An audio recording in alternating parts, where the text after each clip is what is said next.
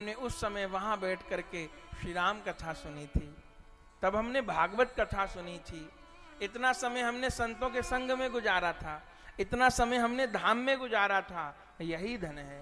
गोस्वामी जी कहते हैं, सिय रघुवीर विवाह मंगलायतन राम जस दिन कह सदा उछाह। सिय रघुवीर विवाह जे सप्रेम गाम ही सुनई, दिन कह सदा उछाह मंगलायतन राम जस। ऐसे कह करके बाल कांड को विश्राम दिया और गोस्वामी जी ने अयोध्या कांड का प्रारंभ किया।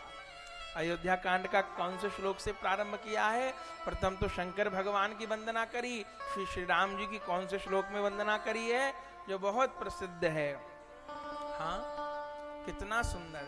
नीलांबुज श्यामल कोमल लांगम सीता समारो पितवाम भागम पाणौ महा सायक चारु चापम नमामि रामम श्री रघुवंशनाथम। इस प्रकार वंदना करी है। और अयोध्या कांड के प्रारंभ में दोहा कहा है।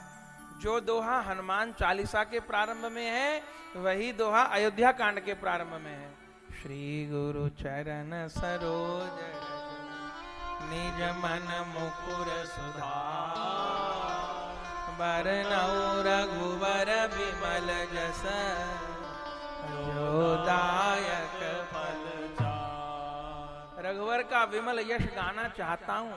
बोले यश तो अभी तक भी गाया है, पर बोले अभी तक राम जी की कृपा का फल उनके परिकर को प्राप्त हुआ है, अयोध्या वासियों को प्राप्त हुआ है और मिथिला वासियों को प्राप्त हुआ है। जानकी जी को तो श्री राम जी की प्राप्ति हुई है। मिथिला की जो सखियां थी, जो अभी तक कितनी ठिठोली कर रही थी राम जी से, ये साधारण स्त्रियां नहीं है। जनकपुर की मिथिलानियां और ब्रज की गोपियां, ये तो महान ऋषि हैं जो प्रार्थना करके महाराज मिथिला में जन्म लिए हैं, अवध में ब्रज में जन्म लिए हैं कि भगवान का भजन करें। सो ये तो पात्र हैं, इनको भगवान की कृपा प्राप्त हुई। लेकिन अभी श्री राम जी को साधारण मानव के पास पहुंचना है। अभी भीलिनी पर कृपा करनी है, केवट पर करनी है, भीलों पर करनी है। दंडकारण्य के ऋषि जो भगवान की प्रतीक्षा देख रहे हैं, उन पर कृपा करनी है। गोस्वामी जी लिखते हैं कि अयोध्या में बहुत आनंद हो रहे हैं। तब तो एक बार 12 वर्ष बीत गए तो दशरथ जी के मन में विचार आया। बोले एक बार आप दर्पण में मुख देख रहे थे, तो आपने क्या देखा? बोले श्रवण समीप भये सित के सा, मन जरठ पन अस उपदेशा। देखा कि कान के निकट केश सफेद हो गए हैं। श्रवण समीप भये सित केशा। दशरथ जी को लगा अब तो चतुर्थ अवस्था की तैयारी हो गई है, और तत्क्षण विचार आया कि अब तो श्री राम को राज्य प्रदान करना चाहिए। संत लोग कहते हैं विचार तो आया दशरथ जी को, लेकिन उस विचार को सजीव करने में दशरथ जी ने थोड़ी देर कर दी। बहुत समय तक तो अपने मन में ही विचार रखा, फिर बहुत समय बाद वशिष्ठ जी से, प्रजाओं से चर्चा करी। बोले जैसे ही सत्कार्य करने का मन में संकल्प आए, उसको तुरंत कर डाले। दशरथ जी ने विलंब किया, ये भाव आया कि अब राम जी को राजतिलक दे देना चाहिए, लेकिन इस भाव को सजीव करने में विलंब कर दिया, तो फिर 14 वर्ष का विलंब हो गया। वशिष्ठ जी के पास गए, वशिष्ठ जी को अपना मंतव्य बताया, परम प्रसन्न हो गए। अपने प्रजाजनों की, सचिवों की, मंत्रियों की, सबकी राय ली, परम प्रसन्न हो गए सब।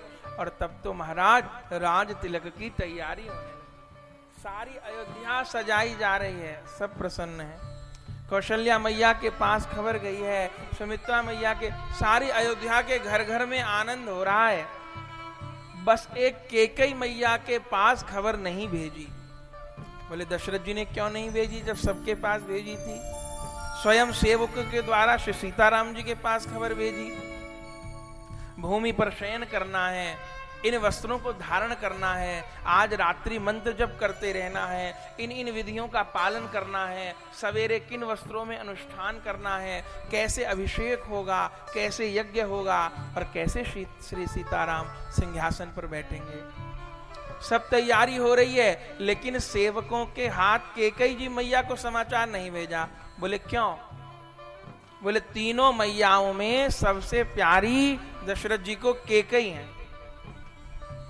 श्री राम जी की तीनों मैयाओं में सबसे ज्यादा प्यारी हैं। दशरथ जी सोचते हैं कि ये समाचार मैं स्वयं ही कैकेयी को प्रदान करूंगा। बोले क्यों? बोले रात दिन कैकेयी मेरे से कहती रहती हैं, राम कब राजा बनेंगे, राम कब राजा बनेंगे, राम कब राजा बनेंगे। वो दिन कब आएगा जब मैं सीताराम जी को सिंहासन पर बैठे हुए देखूंगी।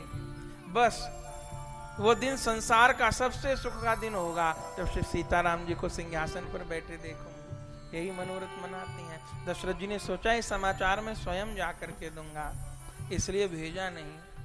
और महाराज यहीं से कथा में, श्री राम कथा में मंथरा का आगमन होता है। मंथरा का आगमन होता है। गोस्वामी जी ने मंथरा को रावण से भी अधिक खतरनाक बताया है। बोले रावण रावण है ये सब जानते हैं, और रावण लंका में रहता है, राक्षसों के बीच रहता है, जा करके राम जी ने उसको मारा। लेकिन मंथरा मरी कि नहीं मरी ये कोई कथा किसी रामायण में नहीं लिखी। रावण मारा गया सब जानते हैं, कुंभकर्ण मेघनाथ मारे गए सब जानते हैं, लेकिन ये मंथरा नहीं मारी गई। बोले ये तो आज तक जीवित है। मंथरा किसी स्त्री का नाम नहीं है, मंथरा प्रवृत्ति का नाम है। मंथरा प्रवृत्ति का नाम है। स्त्री भी हो सकती है, पुरुष भी हो सकते हैं, बालक भी हो सकता है, वृद्ध भी हो सकता है, प्रौढ़ भी हो सकता है, कोई भी हो सकता है। मंथरा मारी नहीं जाती, मंथरा से सावधान रहना होता है, क्योंकि मंथरा को भक्ति ही नहीं सुहाती। सोचिए, अयोध्या में आज सब प्रसन्न थे, पूरी अयोध्या सजाई गई है, एक प्रसन्न नहीं है तो कौन? बोले एक मंथरा प्रसन्न नहीं है। चारों ओर जय जयकार हो रही है, दीप जलाए जा रहे हैं, पुष्पावली सजाई जा रही है, लेकिन वो सब शोभा मंथरा के हृदय को चुभती है। वो सदा से ही द्रोह का स्वभाव रखने वाली है। किसी से पूछा कि ये सब तैयारी किस लिए हो रही है, और पता चला कि ये सब तैयारी तो राम जी के राज तिलक की है। गोस्वामी जी कहते हैं ऐसा लगा जैसे किसी ने फोड़े के ऊपर तप्त अंगार रख दिया हो, जलता हुआ कोयला रख दिया हो, इतनी पीड़ा हुई। जैसे तीर से मारी हुई कोई हिरनी भागे, ऐसे वहां से भागती हुई मंथरा सीधा कैकेयी के भवन में गई। कैकेयी से क्या रिश्ता है? बोले कैकेयी के पीहर से दहेज में आई है, मूलगी दासी है। इस मंथरा ने कैकेयी को बचपन में पाला है, क्योंकि कैकेयी मैया को उनकी माताजी ने छोड़ दिया था। कैकेयी मैया के पिता थे अश्वपति। उन अश्वपति को एक संत से सिद्धि प्राप्त हुई कि किसी भी पशु पक्षी जीव जंतु कीड़ा मकोड़ा इनकी भाषा को समझ सकें। ये कैकेयी मैया के पिता को विद्या प्राप्त थी। तो एक बार कैकेयी मैया के पिता और माताजी भोजन कर रहे थे साथ में। भोजन करते करते कैकेयी मैया के पिता हंसे तो उनकी मां ने, कैकेयी मैया की मां ने कारण पूछा अश्वपति से, क्यों हंसे? बोले देवी ऐसे ही कोई बात है। बोले नहीं, बताओ क्यों हंसे? तब उन्होंने कहा ये जो पास में दो चेटियां हैं, इन चेटियों की चर्चा सुन करके मैं हंसा। सुन करके तो बोली अरे आप चेटियों की बात भी समझ लेते हो, क्या कह रही हैं? बोले हाँ, मुझे ऐसा वर प्राप्त है। तो मुझे बताइए कि चैंटियां ऐसी क्या बात कर रही थी जो आप हंसे? बोले मैं बता नहीं सकता। उस संत का वरदान तो है जीवों की भाषा समझ लोगे, लेकिन अगर किसी को बताई तो मृत्यु हो जाएगी, तो मैं बता नहीं सकता। बहुत कहा, बहुत कहा, बहुत कहा, मैं नहीं बता सकता। रानी नहीं मानी। राजा ने रोकर कहा अगर मैं बताऊंगा तो मेरी मृत्यु हो जाएगी, मैं नहीं बता सकता। रानी तो अनशन करके पड़ गई कि मेरी जिज्ञासा का समाधान नहीं, तो महाराज अनशन करके पड़ गए। अब तो बहुत परेशान हो गए राजा, क्या किया जाए। अपने पुरोहित जी के पास गए, महाराज ग्रस्त में बहुत विघ्न आ गया है, रानी उदासीन हो गई है मेरी ओर से। बात क्या है? बात ये है उन जीवों की चर्चा मेरे से पूछना चाहती है, नहीं बताता तो रानी नाराज है, बता देता हूं तो मैं मर जाऊंगा, तो क्या करा जाए। पुरोहित बोले इसमें सोचने की क्या बात है। जिस स्त्री को अपनी जिज्ञासा तो जिस स्त्री के लिए ज्यादा प्रधान है और पति का जीवन प्रधान नहीं है, जिज्ञासा का समाधान हो जाए, भले पति मर जाए मेरा, ऐसी स्त्री क्या रखने लायक है? ऐसे क्या सुख प्राप्त करोगे? ऐसे के साथ त्याग दो। तब अश्वपति राजा ने घोषणा करी कि मैंने रानी को त्याग दिया, और तब रानी महल छोड़ करके जंगल में चली गई। तब कैकेयी मां का पालन इसी मंथरा ने किया है। मुंह लगी दासी है, ये आई है साथ, अयोध्या में रह रही है। बहुत विचारने की बात है। हम राम जी से भी प्यार करें, बहुत अच्छी बात है। जानकी जी से प्यार करें, करना ही चाहिए, भक्ति से प्यार करना ही चाहिए। लेकिन यदि हमने अपने जीवन में किसी मंथरा से संबंध बनाया हुआ है, किसी मंथरा से रिश्तेदारी जोड़ी हुई है, अपने जीवन में किसी मंथरा को पाल रखा है, मंथरा मतलब स्त्री नहीं, मंथरा मतलब मंथरा प्रवृत्ति का कोई भी पुरुष या स्त्री कोई भी हो, वो पुरुष भी हो सकता है, स्त्री कोई भी हो सकता है। मंथरा प्रवृत्ति के किसी भी प्राणी को यदि हमने जीवन में पाल रखा है, संबंध बनाया हुआ है किसी भी फायदे से, तो एक दिन वो मंथरा हमको राम जी से विमुख कर ही देगी। वो अयोध्या से सीता जी को बाहर निकाल ही देगी। ये तात्विक बात है, ये अर्थ है। सोचिए, जिन कैकेयी मैया ने राम जी को अपने आंचल में पाला, रात दिन दशरथ जी से यही मनोरथ करती, लाला बड़े हो गए, इनका ब्याह कब होगा। स्वयं राम जी को तीर कमान चलाने इन्हीं कैकेयी मैया ने सिखाए हैं। वही कैकेयी मैया मंथरा का संग पाकर के कैसी दशा को प्राप्त हो गई। सो अपने जीवन में मंथरा को नहीं रखिए। कुछ लोग कहते हैं कि महाराज हम ज्यादा नहीं उलझते। अरे महाराज, ऐसे लोगों से संपर्क रखना ही खतरनाक है। एक ना एक दिन राम जी से विमुख करवा ही देंगे, एक ना एक दिन इनके पीछे कलंकित होना ही पड़ेगा। तो भले भक्ति कम हो, पर मंथरा प्रवृत्ति वाले लोगों से संबंध संपर्क न हो। कब चोट पहुंचेगी पता नहीं। जन्म जन्म का बिगड़ा हुआ मन कब उनके संपर्क में आकर के विमुख हो जाएगा पता नहीं है। ये मंथरा तो भागी भागी भागी भागी भागी कैकेयी मैया के भवन में गई। कैकेयी पूछती है क्या हुआ? लगता है तुझको लक्ष्मण ने धमका दिया, शत्रुघ्न ने धमका दिया। क्योंकि जब भी ये ऊटपटांग बोलती थी तब लक्ष्मण और शत्रुघ्न धमका देते थे। तेरी पिटाई कर दी शायद लक्ष्मण ने। अरे तू ऐसी बातें बोलती क्यों है जो सबको बुरी लगे? मीठा बोला कर, अच्छा बोला कर। अच्छा बोलना नहीं आता तो चुप रहा कर। मंथरा कहती है अब मेरे अच्छे बुरे की छोड़ो, अपने अच्छे बुरे की सोचो। बोले क्या हुआ? बोले देख रही हो सारी अयोध्या सजी हुई है कि हाँ हमारा नगर देश तो सजा ही रहना चाहिए। अरे ये किसी साधारण कारण से नहीं सजा हुआ। बोले फिर? बोले कल राम को राज तिलक होना है। अरे जो सुना राम जी को राज तिलक होना है, कैकेयी तो नाचने लगी भवन में, नाचने लगी, आनंदित हो गई। ओहो, तेरे मुंह में घी शक्कर, तूने ऐसा समाचार सुनाया। मंथरा बोली, अरे दुख के समाचार को तुम सुख का समाचार कह रही हो? बोले, अरे पागल, इसमें दुख की क्या बात है? राम जी राजा बनेंगे तो मैं राजमाता बनूंगी। अरे इस बात पर विचार करो कि तुमको अभी तक इस बात का समाचार नहीं दिया गया।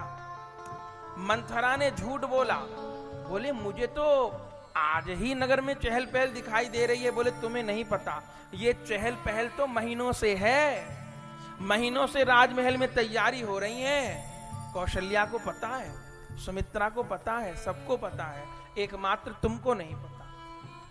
बोले ऐसा तो नहीं हो सकता, राजा तो रोज मेरे पास आते हैं। बोले हाँ, मन में कपट रखते हैं वो, तुमसे उन्होंने बात छिपाई। कोई भी बात मानने को केकई तैयार नहीं थी। रामचरितमानस पढ़िए महाराज, कितने उसने चरित्र दिखाए हैं, कहने को समय नहीं है। चौपाइयां देखिए क्या क्या कहती है, कहां कहां चोट पहुंचाती है। अरे राम राजा होंगे, तुम राजमाता थोड़ी होगी, कौशल्या राजमाता होंगी। अरे वो होंगी तो क्या हो गया, वो तो मेरी बड़ी जीजी हैं, वो होंगी तो भी सौभाग्य की बात है। झूठ पर झूठ बोलती है, कहती है मैंने कौशल्या के भवन में कान लगा करके सुना, कौशल्या कह रही थी राम को राजा बनने दो, केकई को तो मैं अपनी दासी बना के रखूंगी, केकई को अपनी दासी बना के रखूंगी। इसीलिए दशरथ ने भरत और शत्रुघ्न को ननिहाल भेज दिया है, ताकि वो इस चीज का विरोध न कर पाए। अरे राम बड़े हैं तो क्या भरत बड़े नहीं हैं? भरत बड़े हैं, उनको राज क्यों नहीं मिलना चाहिए? इतनी बात, इतनी चर्चा, जब ये कहा कि तुमको दासी बना के रखेगी, भरत को जेल में डाल दिया जाएगा, कारागार में डाल दिया जाएगा, तुमको कहीं ठौर नहीं मिलेगी, तो कैकेयी मैया तो माननी थी। बस उन्होंने ये कहा कि मैं दासी बनकर नहीं रहूंगी, तुम्हें दासी बनना पड़ेगा। क्या क्या बुरे विचार डाल दिए माथे में महाराज। थी तो देवताओं की बनाई योजना, राजमहल के सुख देवताओं को नहीं भा रहे थे। बोले राम जी को 12 साल तो हो गए ब्याहे हुए, और महाराज यहीं अटके रह गए, तो रावण का संहार कैसे होगा, असुरों का उद्धार कैसे होगा? तो वास्तव में तो उन्होंने सरस्वती जी को भेजा है कि जाओ किसी तरह राज तिलक के उत्सव को रोक दो। बोले क्या करूं? दशरथ जी का मन बदल दो। सरस्वती जी बोली मूर्ख देवताओं, दशरथ का मन नहीं बदला जा सकता। कौशल्या का बदल दो, नहीं बदला जा सकता। जानकी जी का बदल दो, राम जी का बदल दो, किसी का बदल दो। अरे सरस्वती राम जी के चरणों की दासी है, उनका मन बदल सकती है? राम जी मना कर दे राज्य लेने को, नहीं बदल सकती। सरस्वती घूमती रही, हो तो भगवान की इच्छा से ही रहा है, पर हम जीवों को क्या समझना है। सरस्वती घूमती रही पूरी अयोध्या में, उनको एक भी व्यक्ति न मिला जिसकी बुद्धि खराब की जाए। मिला सिर्फ एक पात्र, मंथरा। मंथरा की बुद्धि बिगाड़ दी। चलो मंथरा की बुद्धि बिगाड़ दी तो बिगड़ी रहने देती, कैकेयी जी को कलंक क्यों लगा? राम जी की, जिनको जननी कहकर के राम जी ने संबोधित किया है, उन कैकेयी मैया को कलंक सिर्फ एक कारण से लगा। वो कारण था मंथरा का संपर्क। उन्हें राम जी से बहुत प्यार था, लेकिन उन्होंने अपने भवन में मंथरा को भी रखा हुआ था, अपने जीवन में मंथरा को भी रखा हुआ था।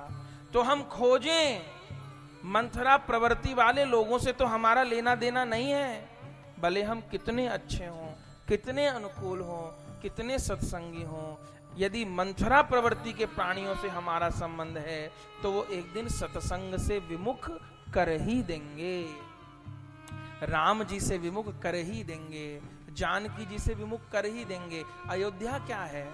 हृदय ही अयोध्या है, हृदय ही अयोध्या है। मंथरा क्या चाहती है? अयोध्या से जानकी और राम चले जाएं, भगवान और भक्ति चले जाएं। अचंबा होता है किसी पुराने सत्संगी को देख करके कि महाराज इतना समय हो गया सत्संग सुनते, ये दशा हुई इनकी, ये दशा हुई, केवल अपने अहंकार के पीछे ये दशा कर ली अपनी, नहीं करनी चाहिए थी। सत्संग का ही त्याग कर देते हैं, पता चलती है एक बात कि भयंकर कुसंग कर रहे हैं, भयंकर कुसंग कर रहे हैं। कुसंग का फल है जो सत्संग में ही अरुचि हो गई। सोचिए, गोस्वामी जी पूरी रामचरितमानस भर रखी है ये लिख लिख करके, बड़े भाग पाइए सत्संगा, बड़े भाग पाइए सत्संगा, बड़े भाग पाइए सत्संगा। उस सत्संग का भी प्राणी तिरस्कार कर देता है। कुसंग में पढ़ करके, अहंकार में पढ़ करके। सो भैया सेवा सुमिरन सावधान, साधक को सावधान रहना चाहिए। भजन भले थोड़ा हो पर कुसंग न हो, सत्संग भले थोड़ा हो कुसंग न हो। प्रियादास जी महाराज टीका में कहते हैं भक्ति रसबोधिनी में कि हे प्रभु मुझे नरकों में वास दे देना, पर मुझे गलत लोगों का संग मत देना। बोले क्यों? बोले नरक में रहने से तो पाप कटते हैं और गलत लोगों के साथ रहने से पाप बढ़ते हैं। मेरा मन कभी भगवान से विमुख न हो जाए, संत से, सदगुरु से, सत्संग से मेरा मन विमुख न हो जाए, कुसंग प्राप्ति हो उससे पहले मेरी मृत्यु हो जाए। लेकिन जो लोग अपने स्वार्थों के पीछे कुसंग करते हैं तो महाराज जन्म जन्म का फेर डाल लेते हैं, जन्मों जन्मों का फेर डाल लेते हैं। सारी कमी कमाई पूंजी लुट जाती है, हार जाता है व्यक्ति, बर्बाद हो जाता है, सब कुछ नष्ट कर लेता है अपने अहंकार, स्वार्थ और कुसंग के पीछे। कथा यही समझा रही है, यहीं से अयोध्या कांड की शुरुआत है। मंथरा का चलाया जादू चल गया था कैकई मैया के ऊपर, कैकई मैया के ऊपर। कोई हमारे पास आकर के निंदा कर रहा है, हम न सुने, होगा क्या? यदि निरंतर निंदा हम सुनते रहे सुनते रहे सुनते रहे तो आज तो हमने निंदा करने वाले का विरोध किया कि महाराज वो हमसे ऐसी बात कह रहा था, हमने बहुत उसका विरोध किया। लेकिन विरोध तो किया, लेकिन ये नहीं कहा कि हमारे पास मत आया करो, और आया करो तो ये बात मत किया करो। हमने सिर्फ उसकी बात काटी। भैया यदि कुसंग करते रहे, निंदा सुनते रहे तो आज तो हमने उसकी बात काटी, हो सकता है कल न काट पाए, या काट भी पाए तो उतने पहने तरीके से न काट पाए जैसे पहले काटते थे। धीरे धीरे धीरे आदमी का विरोध कम होता चला जाता है और धीरे धीरे फिर उसका विरोध बंद हो जाता है। फिर धीरे धीरे वो रस लेकर के निंदा सुनने लग जाता है और फिर धीरे धीरे वो स्वयं भी निंदा करने लग जाता है। ये ऐसा फिसलन का रास्ता है, सावधान, कुसंग नहीं, कुसंग नहीं। बहुत लोगों ने अपने आप को कुसंग में बर्बाद किया है। भजन से कभी विमुख न होइए, नाम से कभी विमुख न होइए, सेवा से कभी विमुख न होइए। समझने की बात है, गलती किससे होगी? गलती उसी से होगी जो करेगा। सेवा जो करेगा, सेवा में भूल भी उसी से होगी। जो कुछ करेंगे ही नहीं उनसे गलती भी नहीं होगी, जो सेवा करेंगे उनसे भूल भी होगी। लेकिन यह भी बात समझनी है कि जो सेवा करेगा सुनना भी उसको ही पड़ेगा, जो सेवा करेगा भूल भी उससे ही होगी, और जो सेवा करेगा सुनना भी उसको ही पड़ेगा। लेकिन जो कमी बता रहा है उसको एक बात ध्यान रखनी होगी कि फला सेवक ने सेवा में ये कमी करी, मैं विरोध कर रहा हूं, बड़े तीखे शब्दों में विरोध कर रहा हूं, बस उस समय ये सोच लूं कि इस सेवक की जगह मेरा भाई होता, मेरी पत्नी होती, मेरा बच्चा होता, मेरा लड़का होता, तो मैं इसी सुर में विरोध करता कि उस समय मुझे सांप सूंघ जाता। मैं उसी स्वर में विरोध करता या उस समय मुझे सांप सूंघ जाता। इस अंतर को देख ले, पर सेवा का त्याग न करे, सत्संग का त्याग न करे। बड़े भाग पाइए सत्संगा, बड़े भाग मानुष तन पावा, सुर दुर्लभ सदग्रंथनि गावा। इस पापिन मंथरा ने कैकई मैया के हृदय का राम जी के प्रति जितना प्यार था, उस सारे प्यार को खा गई है, सबको चट कर गई। जो कैकई दिन में 10 बार राम जी का मुंह देख के चूम न ले, चैन नहीं पड़ता था, आज उसी कैकई को आंख में राम जी खटकने लग गए। सोचिए, सोचिए कितनी महिमा है। इतनी सत्संग की महिमा नहीं है जितनी कुसंग की है। जितना जोरदार रूप में कुसंग प्रभाव करता है, सत्संग कहां करता है। खूब सुनते हैं सत्संग, हम कहां जीवन में प्रभाव आता है। और कुसंग, सोचिए, कल यहां राम जी का विवाह हुआ, बारात आई, मंडप सजा, फेरे हुए, कन्यादान हुआ। हम में से कितने थे जो उस झांकी को देख करके हमको लीला की अनुभूति होने लग गई। हम बैठे हुए में से कितने लोग थे उस झांकी को देख करके, और नौबत नक्कारे शहनाई, बाजे बज रहे हैं, बहनें नाच रही हैं, भाई नाच रहे हैं, जय जयकार हो रही है, फूल बरसाए जा रहे हैं। इन सब चीजों को देख करके हमको लीला की अनुभूति होनी चाहिए थी ना। लीला में डूब जाते, भूल जाते रामलीला मैदान कहाँ का, रामलीला मैदान कहाँ का गाजियाबाद, पहुंच जाते वहीं मिथिला में। हमारा मन नहीं डूबा, उतना नहीं डूबा ना। हमें लीला की अनुभूति शायद किसी को हुई हो, पर सबको शायद नहीं हुई होगी। इतनी सुंदर झांकी, इतनी सुंदर कथा, इतना सुंदर वर्णन, इतनी सुंदर सेवा देख करके भी हमको लीला की अनुभूति नहीं हुई। लेकिन यदि 5 मिनट हम में से बैठे हुए किसी भी स्त्री पुरुष ने कोई अश्लील चित्र देखा होता, कोई गंदा चित्र देखा होता, कोई अश्लील चित्र देखा होता, तो बताइए कौन ऐसा होगा कि उस 5 मिनट के अश्लील चित्र को देख करके मन कामुक ना हो जाए, मन के अंदर काम उत्तेजित ना हो जाए 5 मिनट के अश्लील चित्र को देख करके। तो बताइए 4 घंटे की कथा ज्यादा जोरदार है कि 5 मिनट का कुसंग। 5 मिनट का कुसंग ज्यादा जोरदार है। क्यों? क्योंकि ये मन जन्म जन्म का बिगड़ा हुआ है। तो हमें कुसंग से खिलवाड़ नहीं करना। मैं तो उनसे ऐसे ही चला जाता हूं उनके पास, मैं तो उन लोगों से ऐसे ही संपर्क रख लेता हूं, मैं तो ऐसी बातें ऐसे ही कर लेता हूं। हमारा तो कायदा कानून ही यही है कि जहां पे देखी तवा परात वहीं बिताई सारी रात। हमारा तो जहां काम पूरा हो हम तो वहीं दंडवत कर देते हैं। बोले गधे को बाप बताना पड़ जाए तो क्या हो गया, थोड़ी देर के लिए बोल दो। ऐसे भाव में यदि प्राणी रहता है, मंथरा का संग हो रहा है, ये कुसंग चित्त पर चढ़ जाएगा, प्रभाव डालेगा। वर्षों के सत्संग को सेवा अपराध महाप्रभु जी ने बताए हैं। 10 नामापराध बताए हैं महाप्रभु जी ने, 6 वैष्णव अपराध बताए हैं, 32 सेवा अपराध बताए हैं। उन 32 सेवा अपराध में एक सेवा अपराध है कि अपने ठाकुर जी को मूर्ति कह देना। सोचिए, घर में जो विराजमान है ये कह देना कि भगवान की मूर्ति कहां रखी है।